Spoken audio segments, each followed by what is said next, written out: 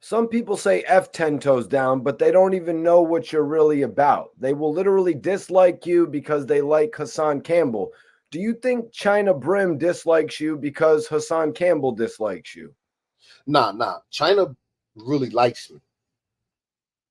He's really cool with me. He really got love for me.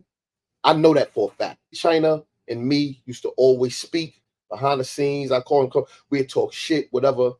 It ain't until, and that's another thing, but it ain't until the Hassans, the little monkey legend Harlem gets in his ear, and then now he starts, but everything to China is content. And he don't care what it's about. You can talk about a piece of shit. He'll go in on it. You can find a dead bird. That motherfucker talk. It's content. Well, who killed the bird? Mike Tyson killed the bird. Snatched his head off. Okay, let's talk about it. He don't care what it is. He just want to talk about anything. And he fails, and he really don't care. You know why? I guarantee you this, Mikey. If China was still living in Brooklyn, he wouldn't make half of the videos he made. Because now he know people could get at him. Now he know he got to come outside. So let me ask you, man, how did the beef with China Brim even start? You said he called your phone and wanted to fight? Nah. That's not how no beef started. I don't even consider it beef. I'll whip his little bitch ass. The whole thing started with China was from Hassan Campbell. Remember him, Saladin, and Harlem started the 050, and Hassan told China that you can't trust 10 toes down and to get at me, and that I was talking shit about him. I never even heard China name. Just before I even seen a video of him, nothing. He told China that I was getting at him. So when you see me go up on that channel, he has a joint called Clash of the Titans 1. When you see me go up there, you see they keep cutting me off, and shooting at me, and they all getting at me, is because he thought that I was dissing him before behind the scenes. And he said, yo, nah, Hassan told me that you was dissing me and coming at me and talking shit. And I was like, bro, I don't even know your name. I didn't know nothing about you. So that's how the whole thing started. Everything was always up and down with him. 1 minute, he'd be cool. Next minute, I guess he'd go through his phases. He's suffering from mental illness. So he'd go up, he'd go down, schizophrenia, depression. He'd go through what he'd go through. He's drinking, mixing pills with it. So when it comes to him, I expect him to just lash out and just say stupid shit and act crazy. All the bullshit that he's been causing, I always got something to say about him starting the paper. He started that paperwork party on Zip with the Drip. He the one that came to me, sending me the paperwork. Yo, I got something on Zip with the Drip. I got it from 1090 Jake. And if you cool with 1090 Jake, you can ask him. 1090 Jake will tell you, yo, yeah, I'm the one that got in touch with China and told him about Zip with the Drip. I didn't know nothing about none of that. I don't know nothing about paperwork. China hit me up with that. So then when I recorded China saying, I said, yo, China, they got Zip out here thinking I started that shit with the paperwork. Yo, who started it? He said, me and Harlem started it. And then I put the recording out. I said, see, Zip, look, he the one that started it. And then that's when Zip came out and said, yo, he's the reason China brother got cut in jail. So China been on a negative role for a minute now, and it came to a point to where we were supposed to fight, we were supposed to box, but he wanted to make it on some digital Hollywood. That's what he wanted to make it.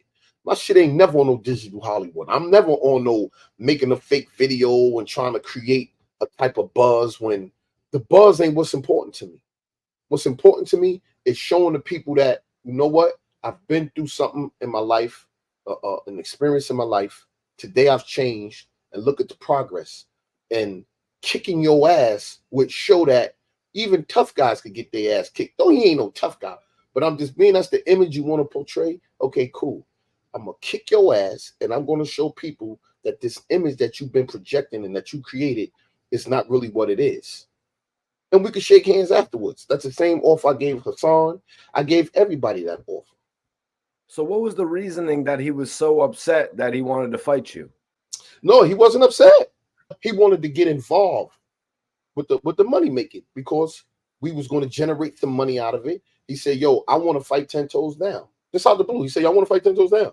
And that's when Saladin called me, was like, hey, yo, 10, China saying he want to fight you. I said, word? He said, yo, hold on, I'm gonna call him. He called him on 3-way. The call was to be, yo, like, let's set this fight up. Yo, boom. What date you want to come up to fight? He pick up the phone. Saladin said, yo, 10 on the phone. You bitch ass nigga motherfucker. I'll fuck you up. I'll kill you, nigga. Suck my dick. And hung up the phone. I said, what the fuck happened? What the fuck was that? Saladin was like, I don't know what the hell he just did.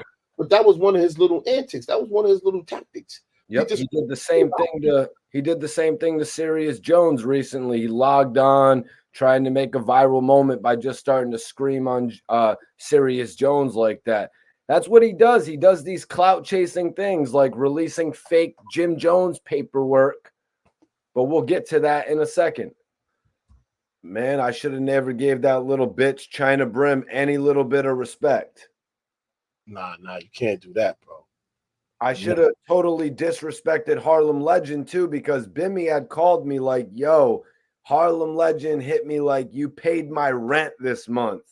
Who hits another man like you paid my rent this month? Yep. That's a fact. That's a fact. Word. But I thought he was cool, so that's why I wasn't trying to violate Bimmy's business. You know, I'm all about team. I'm all about shit. I never violate another man like that. Yeah.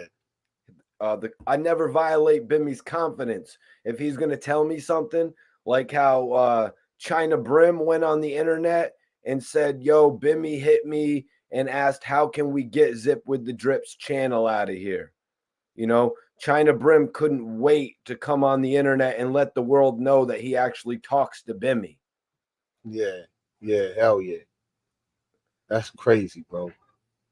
And then you got Caps, angry fan, who's talking about like he's riding with Harlem Legend. Harlem Legend started off in this game as a fan of mine. Me too. You know what I mean? He started off as, I know. I looked at his page. The motherfucker just got started 3 years ago. And he all the videos, he took them shits down.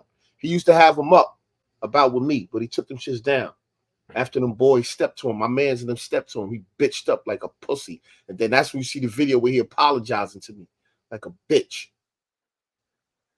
10, man, how do you do such a good job of basically like, how do you know exactly what to say to get someone to respond to you? Because I know that what these guys are saying means nothing. And I know that the people really don't believe it. And they really listening to it just for the entertainment aspects of it. But I know when the people listen to me, they look for the entertainment as far as the jokes and me making them laugh. But they know when I get serious, I'm serious about it. And when I get into it, when I do my due diligence, when I'm speaking about accountability, they know, oh, nah, 10 is speaking that shit and we can believe him because I'm passionate about what I do. My past proves that I really was worst off then. And to see me today, that I'm better off today. And they know that there's no need for me to be lying, coming up here lying about anything. If there's anything with me that need to be put on the table, I'm going to tell the truth. I'm going to put it out there. Yo, 10, well, yo, we heard you did this. Yeah, this is what I did. Now what?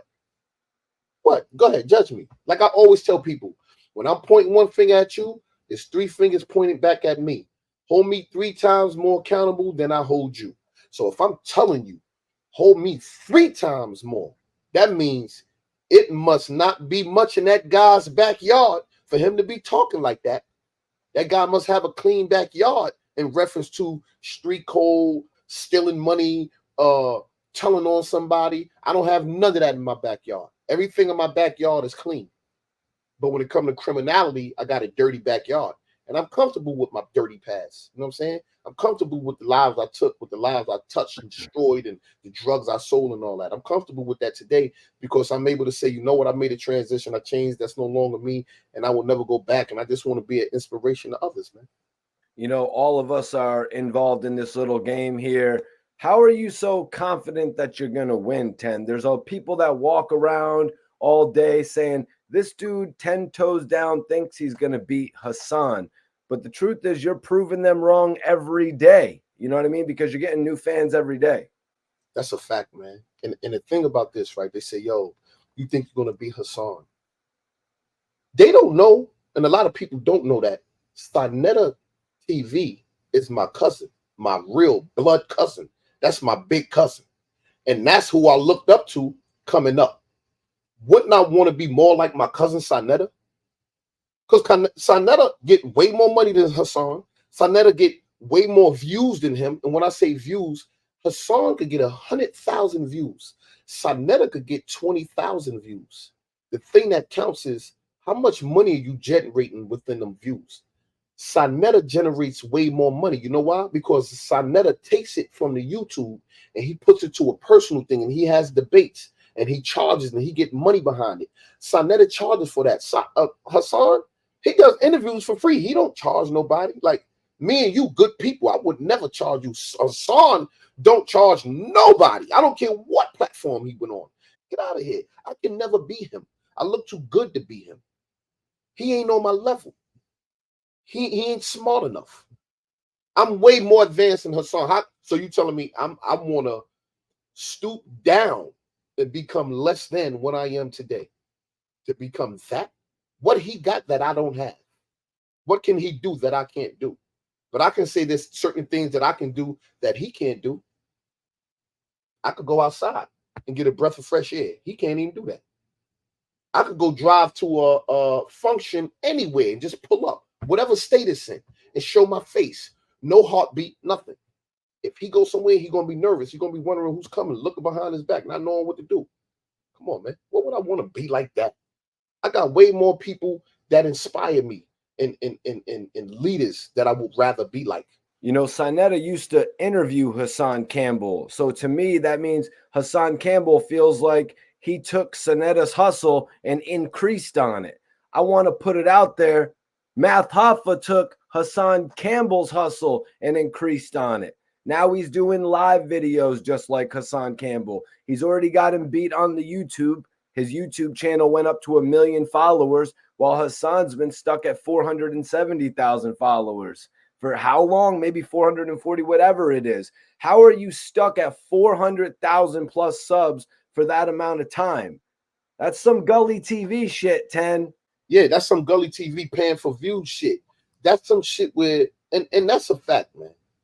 Hassan been at that same number for over 3 years. That would be impossible for a person to stay at that same number. Now I guess he's saying I gotta start buying some subs. Or at least, right? What you think? You say you created Math Hoffa. You brought him all of these views. Why your numbers ain't going up then? Wouldn't his number go up? Wouldn't one number go up? 1,000, an extra 1,000? Wouldn't you think that you would be at 500,000 views by this time? You at 470 forever. You're never going to get it. And then he got all the other channels, Snotbox and all these other channels, which is generating nothing, which is the same followers from that channel. So you think you're going to another channel talking to some other people? He talking to the same people.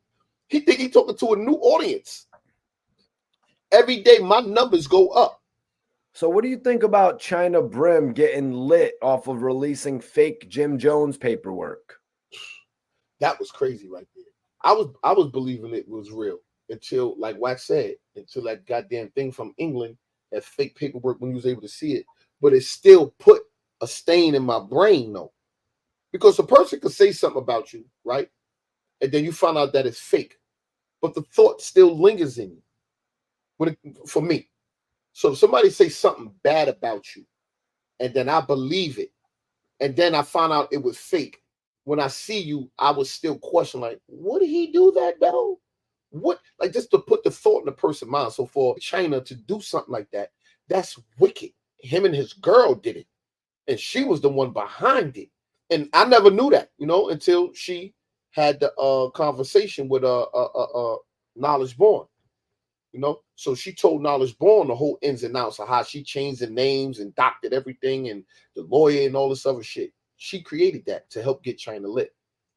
And I still believe it still wasn't enough because he's still not lit. He's paying for all of these views. He got at a number, got stuck, and now he start buying views and subs. I have an interview with China Brim where he actually told me that he got lit off of releasing fake Jim Jones paperwork. He came onto the interview and actually said that. Yeah. He would say that. I've seen him say that before. I've seen him say that plenty of times, and people still accept him. They still with it. They don't care. These people do not care. But here's the thing the streets want to know. Now, China Brim is saying the female was responsible for the fake paperwork, but China Brim, if you knew it wasn't produced by you, why release it? Also, to add whack 100 to it, to say that whack paid him and all this crazy shit, to make this whole thing up and then create this fake whack 100 shit was even more icing to the cake. See, like I said, he's all the way down there in Jacksonville, Florida. His mama down there, everybody. He ain't got no reason to come to New York. His so-called friend, which El Campo, got murdered, so there's no reason for him to come up here. There's no way for him to bump into nobody. So he's only doing that because he's in an area where he can't be touched. Plus, you claiming blood. Do you know what would have happened to his punk ass if he was out here in Crown Heights, Brooklyn, and he doing that? Dudes that's under Jim Jones that just want to get a rep off of him, he'd have another cut going the other way. He'd really look like the Joker. Yeah, 10. I don't think China Brim would be doing all this talking about Math Hoffa and Math Hoffa's girlfriend if he was still up here in New York. I see he's down there working a regular job, and this is no jab at anybody working a regular job. I see he's down there wherever the hell he is in the Carolinas, and he's saying the most ridiculous stuff about Math Hoffa and his personal relationship. And like you said, I don't think he would be doing any of that if he was actually here in New York, because these are dudes that would kind of ride Math Hoffa's dick to get on his My Expert Opinion show if he was here in New York. You can ask Math Hoffa, man. I went to Math Hoffa with I would call it an opportunity. China, Harlem, Zip with the Drip, Hassan Campbell, and me. I say, yo, pull us up on your platform. Your numbers will go crazy. Tell him. He said, all right, this is what I'm going to do. I'm not going to pull him to the shop. I'm going to get a spot, warehouse, where we could go to, and I could pull everybody up like that. And we can hash it out like that. Don't let it be no bullshit and this and that. I was like, nah, bro, you ain't got to worry about that, man. I'm telling you, B. And it never happened. And I guess it was a good thing that it never happened. Because these guys really held a whole lot of animosity against Math. And I don't even know the reason why. No, I do know the reason why. Because Math is lit and they not. If you was to get 1 million subs, like your numbers just went up by December, you got 1 million subs and you just lit. Do you know the scrutiny and shit that they say about you? They put you in all kind of shit. They say all kind of shit about you. Yo, the white boy, yeah, he probably on methamphetamine, yeah. Back in 1995, he was getting high. He lived in Baltimore. They'll start putting you anywhere. Yeah, he used to know this other white dude that I knew. Yeah, he's fucking with this white broad. He used to beat her up. They're going to find anything to say about you. 10, did Maino pay for Hassan Campbell's pond in the back of his house from all the Lobby Boy diss videos? Had to. Not just the Lobby Boy diss videos. Look at all the other videos he did on Maino. I did a count before with the Maino videos, the Jim Jones videos, and the Myson videos. He had the most with Myson, then Jim Jones, then Maino. But Myson, he did a bunch of videos on him. But yeah, they paid for that. They paid for the pawn. They paid for all that shit. And he steady talk about people saying his name when you saying everybody's name. Everybody. And these people ain't even responding to you. 10, you said, I don't know why Bimmy is even trusting Hassan Campbell. Hassan Campbell is a snake. What do you think of Hassan Campbell turning his back and being disloyal to Bimmy, dissing Bimmy because of what another man said? That's the problem, man. I told Bimmy a while ago, man, when Bimmy first was saying, yo, we got to come together. I want you to sit down with Hassan. I want you to sit down with the 050 with Zip and all this other shit. And we're going to create a platform for everybody. Everybody going to have their own individual offices where you could do your podcast from. I said, all right, I'll sit down with him. And I said, Bimmy, can't trust that motherfucker. Tell me he'll flip on you. Either he'll flip on you If you gave him the opportunity and he blew up, he gonna flip on you. I said, or he gonna flip on you if you say anything in disaccord of what he believes in. I'm telling you, he's gonna flip on you. I said this over a year ago to Ben. Nah, Chen, I'm telling you, man, nah, because Ben felt being that he speaks to him, he think that what Hassan is telling him over the phone is genuine and he's sincere. And I'm telling him, no, that's what he does. That's what he did with Sanetta. That's what he did with the conscious community. How come Hassan Campbell feels it's not okay for Math Hoffa and Bimmy to be a neutral party?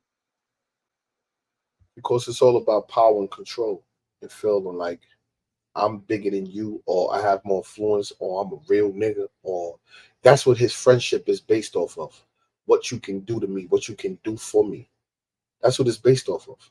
So when it comes to Math Hoffa and Bimmy, he don't feel that someone can play the middle. He never liked the fact that Bimmy's in the middle of me and him. He feel like you're my friend, all mine, and I don't want you talking to nobody else. So he don't feel that nobody should be able to have access to nothing else unless he gives the okay. He feel I need to be the one to give the okay that you can speak to him. Now, if Math would have called him, right, and said, yo, I'm going to bring 10 toes down on it, and he said, no, nah, I ain't fucking with it, nah, bro. And Math was like, all right, I respect that. Do you know what that would have did to his ego? How he would have felt after he hung that phone up in his house? Yeah, you know what I'm saying? I got niggas, I got shooters, I got motherfuckers A with. Now, if he would have told me I'm going to bring 10 up, this and that, and Math said, nah, I still going to bring up, but bro, I think it'd be good for my channel, man. I'm trying to build this and that, and gave him all positive shit. Hassan still would have went at him behind the phone call. He still would have went at him. He just needed a reason to shoot at him. He needed a reason. That's all he needed. Now, let's see who Hassan's new friend becomes. He's going to find a new friend out here in this YouTube world. Watch how that relationship goes sour. It ain't been a relationship that he had that hasn't gone sour. Why is Hassan Campbell forcing a choice like this is Biggie and Tupac? Yeah, that's one of the biggest problems, man. That's what it is with these rappers. Why we can't even come together in the rap game. Oh, now I don't fuck with him. Oh, now I don't fuck with them South dudes. Oh, now the Midwest niggas. That's why we can't come together, man. That's the same thing with this YouTube thing. Oh, now I don't fuck with him. No. If I don't mess with you, that ain't got nothing to problem. That ain't got nothing to do with him. If me and you cool, Mikey, and you got a problem with Joe Blow, and I'm cool with Joe Blow, and y'all stop speaking, I'm not going to stop speaking to Joe Blow because you stop speaking to him, especially if there's money involved. So I'm going to have to become the middleman between the two. Y'all got to chill out, bro. We need to work this out some kind of way. And that's all Benny was doing, trying to make it work out some kind of way, man. Both of y'all. And then next thing you know, you got Hassan on there telling Benny the ultimate disrespect. When you just was on there bigging him up by how he's the ultimate gangster and indirectly snitching and all this other shit. But you gonna go up there and tell that man or something. You know what? And when Bimmy told me that, I said, yo, now do you believe me what I'm telling you? Do you believe me now? Yeah, Chen, yeah, you was right. You right, Chen. Yeah, you was right. I told you I was right. I think I could have been a concierge in the mob. I could have been a concierge in the mob. I could have been giving the best advice to the people. John Gotti, I would have told him, hey, John, you can't trust that fucking Sammy, man. Yeah, I could have told John. I could have told him, but who wants to listen to the 10 toes down guy? Man, why does Bimmy have such a big heart? You know what I mean? To reach out to a Hassan Campbell or a Zip with the Drip or Champ after he gets exiled, from my expert opinion. I guess because Bimmy, that's what it is. Bimmy has a big heart. Bimmy grew up hard, grew up fucked up. Free cheese, welfare, family struggling. He grew up in the struggle. So for him to make it and to look back and see people going through things he went through or taking the same steps that I gotta help him. You know what I'm saying? I gotta help him, especially if he sees some potential in you. So once he spots somebody, he sees some potential, and he wants. My thing with him is, yo, homie, you want to save the world. When we go somewhere and we doing shit, You can't sit on the panel as a judge because everybody gonna win. No, Nick, no, somebody got to lose. You can't make everybody win. Somebody got to lose, but yo, somebody got to lose, bro. Your heart is too fucking big, man. And that's what it is. He wears his heart on his sleeves. He leads with his heart, opposed to leading with that supreme team mentality. Instead of leading with that supreme team murderous group. Lead with that mentality. I bet you people get in line then. I bet they won't mess around and be talking stupid on the internet then. But nah, he changed his ways. He went to prison. He experienced something. He's a father. He got kids out here. I guess when you get older, you want to live. Back then, I'm sure that he had no problem with dying. He didn't give a fuck about dying because he was in the streets. And he had an addiction, which was a hustling addiction, getting money. And that addiction still continues now with getting money. But he want to see other people eat with him. You know, that's the Queens dudes and Harlem dudes. We always had that same type of mentality. When Bimmy came to Harlem and hung around the blocks where I'm from and all that, like, he had the same mentality that I got. I want to see dudes eat. I want to see dudes live, man. That shit ain't about, it's about $1. But if I got $5, I'll give you $2.50. I even up the fucking status with me and you, bro. You know what I'm saying? As long as you do the same thing for somebody else when they come in. And I guess that's what Bimmy's about, man. Trying to help people, man, and save people's lives or change people's situations.